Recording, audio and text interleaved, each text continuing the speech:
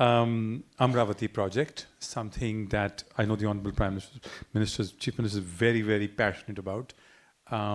It could be, or should be, India's first ground-up AI capital, full of technology, built on the best plans, sustainable, everything that we can dream of. So if you could tell us a little bit about the vision behind the Amravati project, also called Amravati.ai, which is a very interesting subtitle for a capital city. How is it going and what is the vision?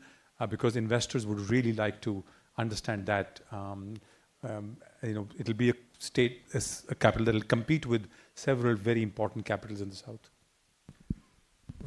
With other capitals in the world.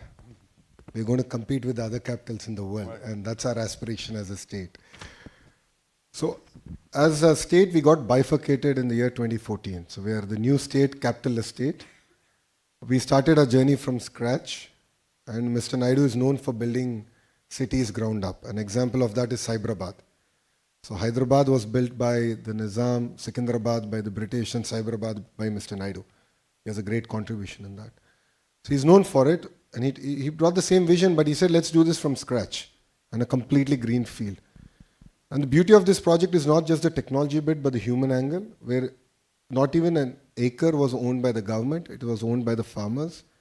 So we pooled the land from the farmers, where developed land went back to the farmers. So how do you make farmers part of this growth, the economic growth that we're going to deliver?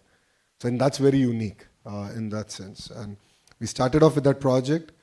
It is going to be India's world-class city. It's going to be all green powered. It's a city that's going to have district cooling system. Like how you have power, water coming and gas coming home, you'll actually have air conditioning coming as service. So we're looking at various efficient models that have been deployed across the world that can enable us to leapfrog as a city. That's one part. The second part comes to the entire knowledge bit. If you look at it, we already have India's premier institutes like SRM, VIT, already having campuses there, and they're creating world-class students, faculty coming out of that area, and more campuses are going to come. So that's where the entire knowledge economy is going to get kickstarted. And saying that, as a government, we are very passionate about real-time governance. We did this in the past between 14 and 19. But now things have changed. Now government can be in your phone. So why should you go to office? And single question is that. So when you push a button, you're able to watch a movie. When you push a button, you're able to get a cab or groceries or lunch or dinner. Why can't government be that responsive? And that's a straight question that I get asked by the Honorable Chief Minister. Saying that, phase one, we're working with various platforms, and the phase one, we intend to deliver about close to 100 government services via any platform to your phone, number one. Number two, we want to use AI, and we are in talks, we are actually piloting it. And there are amazing examples of how AI can sort of improve the efficiency of government delivery.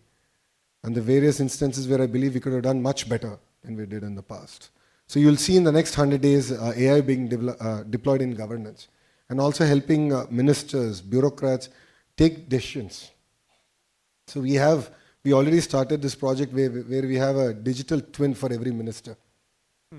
And based on the entire social listening, based on the feedback from various sources, it would advise that these are probably the 5 areas you want to pay attention in this week.